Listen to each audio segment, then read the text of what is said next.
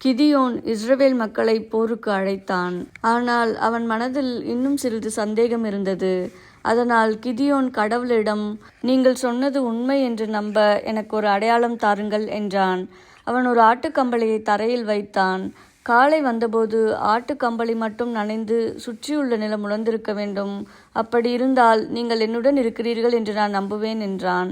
அடுத்த நாள் காலை கிதியோன் எழுந்து பார்த்தான். அவ்வாறே நடந்திருந்தது. ஆட்டுக்கம்பளி முழுவதும் நனைந்திருந்தது. அதை பிடிந்தபோது ஒரு கிண்ணம் நிறைய தண்ணீர் வந்தது. ஆனால் சுற்றியுள்ள நிலமெல்லாம் உலர்ந்திருந்தது. இருந்தாலும் கிதியோன் இன்னும் ஒரு அடையாளம் கேட்டான்.